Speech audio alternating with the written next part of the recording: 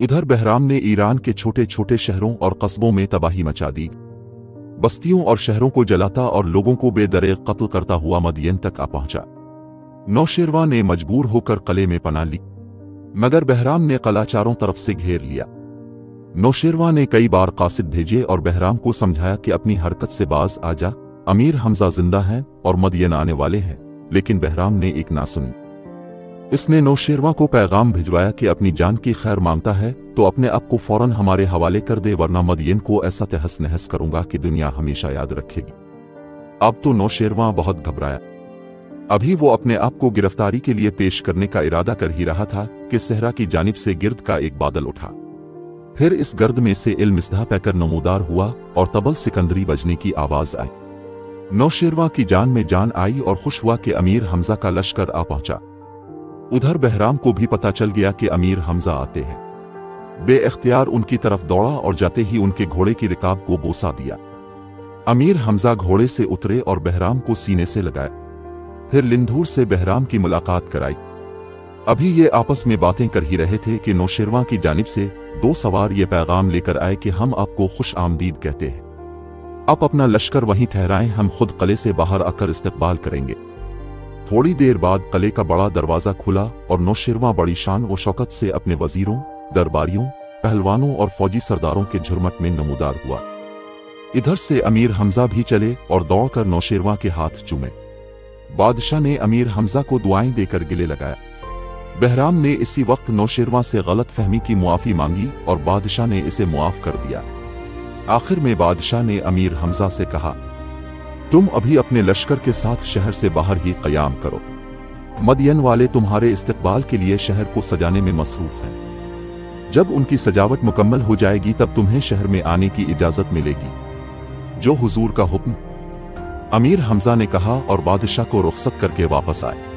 नौशेरवां के साथ बख्तक भी आया था। उसने जब अमीर हमजा की शान व शौकत, लिंधूर की कुव्वत और बहराम की बहादुरी देखी तो दिल में बेहद खौफजदा हुआ और हसद की आग उसके सीने में और ज्यादा तेजी भड़कने लगी। सोचने लगा कि नौशेरवां को अमीर हमजा के खिलाफ भड़काने की कोई तदबीर करनी चाहिए। आखिर शैतान ने एक राह बताई और बख्तक खुशी से उछल पड़ा। आधी रात का वक्त था कि बख्तक नौशेरवां के महल में पहुंचा। पहरेदारों से कहा कि मुझे फौरन बादशाह की खिदमत में ले चलूं, एक जरूरी बात कहनी है। पहरेदार उसे नौशेरवां की ख्वाबगाह में ले गए। बादशाह नींद से बेदार हुआ और देखा कि बख्तक हाथ बांधे खड़ा है। बेइख्तियार घबरा कर पूछा, खैर तो है? उस वक्त कैसे आए? जहां पना खैर ही तो नहीं है, इसीलिए गुलाम को हाजिर होना पड़ा। इस तकलीफ के लिए मुआफी चाहता हूं। जल्द कहो क्या कहना चाहते हो। हुजूर, अब अमीर हमजा की जानिब से गाफिल न हो। पहले वो अकेला था, अब लिंधूर और शाह बहराम जैसे ताकतवर और बहादुर बादशाह भी इसके साथ हैं। अमीर हमजा उन्हें ईरान भी ले आया है और उनके साथ जबरदस्त फौजी ताकत भी है। हुजूर, मेरे मुंह में खाक, कहीं ऐसा ना हो कि ये लोग आपके खिलाफ साजिश करें और तख्त छीन लें। इसी फिक्र की वजह से मैं घुला जाता हूं। बख्तक की उन बातों ने नौशेरवां की नींद गायब कर दी। वो इतना बदहवास हुआ कि इसके मुंह से देर तक कोई लफ्ज ना निकल सका और आंखें फाड़ फाड़ कर बख्तक की तरफ देखता रहा। नौशेरवां की हालत खराब होते देखकर बख्तक दिल में खुश हुआ। फिर कहने लगा, जहां पना गुलाम का जो फर्ज था वो इसने अदा कर दिया। अब इजाजत चाहता हूं। ठहरो, हमने तुम्हारी बात पर गौर किया है। बेशक सच कहते हो। अमीर हमजा, बहराम और लिंधूर से कुछ दूर नहीं कि हमारा ताज और तख्त छीन ले। अब सवाल यह है कि उनसे क्यों कर छुटकारा हासिल किया जाए। तुम्हारे जहन में कोई तदबीर आती? हुजूर, तदबीर यही है कि उन तीनों को एक एक करके मौत के घाट उतार दिया जाए। बख्तक ने कहा, सुबह हमजा आपके दरबार में आएगा। इससे कहिएगा कि हमने तुझे हिंदुस्तान इसलिए भेजा था कि लिंधूर का सर काट कर लाए, मगर तूने हमारे हुक्म की तामील न की और लिंधूर का सर लाने के बजाय तो उसी को लेकर यहां आ गया। अब हमारी खुशी इसी में है कि लिंधूर का सर काट कर हाजिर किया जाए। नौशेरवां ये तदबीर सुनकर खुश हुआ और कहने लगा, हाँ, ये बात कुछ दिल को लगती है, मगर हमजा से हम खुद नहीं कहेंगे। हमारी तरफ से तुम कहना। अब जाओ। बख्तक अपनी मक्कारी पर खुश होकर बगले बजाता वापस आया।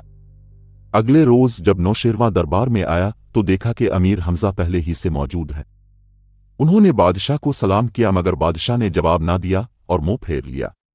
ये देखकर अमीर हमजा हैरान हुए और सोचने लगे ये क्या मामला है, बादशाह का यक मुझसे नाराज क्यों हो गया। ऐसा मालूम होता है कि फिर बख्तक ने मेरे खिलाफ उसके कान भरे हैं। दरबार की कार्रवाई शुरू हुई तो बख्तक वजीर अपनी कुर्सी से उठा और उसने अमीर हमजा से कहा, ए हमजा, तुम्हें बादशाह सलामत ने हिंदुस्तान इसलिए भेजा था कि लिंधूर का सर काट कर लाओ, मगर तुमने ऐसा ना किया बल्कि इसे दोस्त बनाकर यहां ले आए। अब बादशाह सलामत ये चाहते हैं कि तुम अपना वादा पूरा करो, यानी जल्लाद से कहो कि लिंधूर का सर काट कर लाए और शाही महल के बड़े दरवाजे पर लटका देता कि इन सरदारों को इबरत हो जो सल्तनत के बागी होने का इरादा रखते हैं। बख्तक की तकरीर सुनकर अमीर हमजा का चेहरा उतर गया। उन्होंने नर्म लहजे में जवाब दिया, मेरा हिंदुस्तान जाने का असल मकसद तो ये था कि लिंधूर को इताअत के लिए मजबूर करके इससे खराज वसूल करूं। जब यह मकसद पूरा हो चुका है तो क्या जरूरी है कि उसके खून से हाथ रंगे जाएं? हाँ, उस वक्त हमारी नजर में यही जरूरी है, नौशेरवा ने नाराज होकर कहा। आज तुम्हारी वफादारी का भी इम्तिहान है, देखना है कि तुम इस इम्तिहान में कामयाब होते हो या नहीं। बहुत बेहतर आलीजा, अमीर हमजा ने कहा। लिंधूर का सर अभी खिदमत में हाजिर हो जाएगा।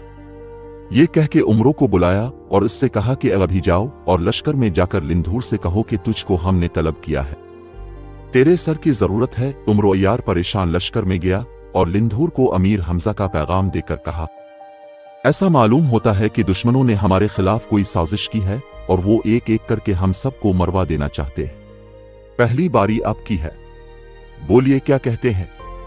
कहना क्या है? लिंधूर ने सीना तान कर कहा, हम तो तय कर चुके हैं कि अमीर हमजा के कौल पर जान देंगे। अब जैसा उन्होंने हुक्म दिया है वैसा ही करूंगा और तुम्हारे साथ अमीर हमजा के पास चलूंगा। इसके बाद उन्हें इख्तियार है, खा मेरी गर्दन काटें या मुझे जिंदा गाड़ दें। ये कहकर लिंधूर अपने सियाह हाथी पर सवार हुआ। कई मन वजनी फौलादी गुर्स कंधे पर रखा और उमरों को अपने पीछे बिठाकर मदयन शहर के अंदर गया। लिंधूर को देखने के लिए शहर में तमाशाइयों का हुजूम लग गया, जो उसे देखता खौफ से थर थर कांपता। लिंधूर जब दरबार में दाखिल हुआ तो अपना गुर्स हुआ में उछालना शुरू किया। ये हरकत देखकर बड़े बड़े पहलवान खौफ से लरस गए और चिल्ला उठे कि लिंधूर को मना किया जाए कि अगर ये गुर्स इसके हाथ से छूटकर नीचे गिरा तो कई आदमी कुचलकर कीमा बन जाएंगे। अमीर हमजा ने लिंधूर को मना किया, तब वो बाज आया। वो अमीर हमजा के सामने हाथ बांध कर खड़ा हुआ और बोला, कहिए मेरे लिए क्या हुक्म है? तुमने बादशाह सलामत को सलाम नहीं किया। मेरे बादशाह आप हैं, आपके सवा में किसी को सलाम ना करूंगा। लिंधूर ने जवाब दिया, खैर, मेरा बादशाह नौशेरवा है और उसे तुम्हारे सर की जरूरत है। अब तुम जल्लाद खाने के सहन में जाकर बैठो और जब तक हम इजाजत ना दें अपना सर ऊपर ना उठाना। लिंधूर ने अदब से सर झुकाया और जल्लाद खाने के सहन में गया। अपना गुर्स नीचे रखा और उसी का सहारा लेकर बैठ रहा। अब अमीर हमजा ने आदि पहलवान को बुलाकर हुक्म दिया, तो जा और लिंधूर का सर काट कर ले आ। आदि पहलवान लरसता कांपता जल्लाद खाने में पहुंचा। तलवार उसके हाथ में थी। देखा कि लिंधूर गर्दन झुकाए बैठा है और कह रहा है, तो खुदा का शुक्र है कि मुझे अपने दोस्त के ऊपर कुर्बान होने का मौका मिला। आदि पहलवान ने जब ये कलिमा सुना तो तलवार हाथ से छूटकर गिर पड़ी। दिल में कहा, मैं लिंधूर को हर गज कत्ल ना करूंगा। वो लिंधूर के करीब ही जाकर बैठा और कहने लगा, जो शख्स तुम्हारा सर काटने आएगा इससे पहले मेरा सर काटना होगा। जब खासी देर हो गई और आदि पहलवान लिंधूर का सर लेकर हाजिर ना हुआ तो अमीर हमजा ने उमरो अय्यार से कहा कि तो जा और देख के आदि कहाँ गारत हो गया। उमरो जल्लाद खाने में आया। देखा कि आदि पहलवान भी वहीं बैठा है और कहता है कि जल्लाद पहले मेरा सर काटे, लिंधूर की बारी बाद में आएगी। यही खबर अमीर हमजा को दी। उन्हें तैश आया। सुल्तान बख्त मगरिबी को हुक्म दिया कि तो जा और लिंधूर का सर ला। वो गया और ये कहकर लिंधूर के करीब बैठ गया कि ये खून खराबा मुझसे ना हो सकेगा। अब अमीर हमजा ने बहराम को भेजा, मगर वो भी वहीं बैठ रहा। गरज ये कि कई पहलवान और सरदार लिंधूर का सर लाने भेजे गए, मगर जो जाता वो लूट कर ना आता। आखिर बख्तक ने अमीर हमजा से कहा, अगर इजाजत हो तो शाही जल्लाद को भेजा जाए। बादशाह सलामत को इख्तियार है, जिसे चाहे भेजे। अमीर हमजा ने जवाब दिया, बख्तक ने नौशेरवा की इजाजत से जल्लादों के सरदार को तलब किया।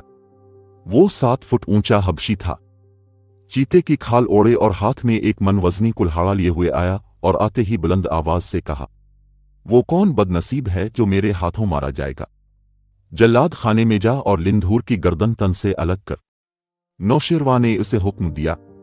ये सुनकर वो मस्त शेर की तरह जल्लाद खाने में गया। उमरों ने उसे आते देखा तो खौफ से आंखें बंद कर लें। उधर बहराम, आदि पहलवान और सुल्तान बख्त मगरिबी अपनी अपनी तलवारें सूंट कर खड़े हो गए, लेकिन लिंधूर इसी तरह गर्दन झुकाए बैठा रहा। अचानक नक्कारा बजने की आवाज सुनाई दी। उमरों ने बताया कि नौशेरवा की मलिका की सवारी उधर से गुजर रही है। मलिका ने जल्लाद खाने के बाहर लोगों का हुजूम देखा तो पूछा कि किसकी गर्दन मारी जाती है। लोगों ने बताया कि नौशेरवा का हुक्म है कि लिंधूर का सर पेश किया जाए और अब शाही जल्लाद इसका सर काटने आया है। ये सुनकर खुद जल्लाद खाने में आई और हबशी को हुक्म दिया कि जहां से आया है वहीं चला जा, वरना तेरे नाक कान कटवा दूंगी। जल्लाद वहां से रफू चक्कर हुआ। मलिका ने लिंधूर को अपने साथ ले जाना चाहा मगर उसने इनकार कर दिया। इधर जल्लाद ने बादशाह को खबर दी कि मलिका ने लिंधूर को बचा लिया है। ये सुनते ही अमीर हमजा के चेहरे पर रौनक आ गई और बख्तक दिल में पेच ओताब खाने लगा। नौशेरवा ने जी में कहा कि मलिका बड़ी अक्लमंद और दाना औरत है, इसने जरूर लिंधूर के बच जाने में कोई मसलहत देखी होगी। हम इससे दरियाफ्त करेंगे। उसने दरबार बर्खास्त किया। अमीर हमजा, लिंधूर, बहराम, आदि पहलवान, सुल्तान बख्त मगरिबी, उमरों और मुकबिल वफादार अपने लश्कर में वापस आ गए। मजीद जानने के लिए देखिए नया फरेब। लाइक करें, सब्सक्राइब करें और घंटी का आइकन दबाना ना भूलें ताकि हमारा ये ताल्लुक जड़ा रहे और आप लुत्फ अंदोज होते रहें।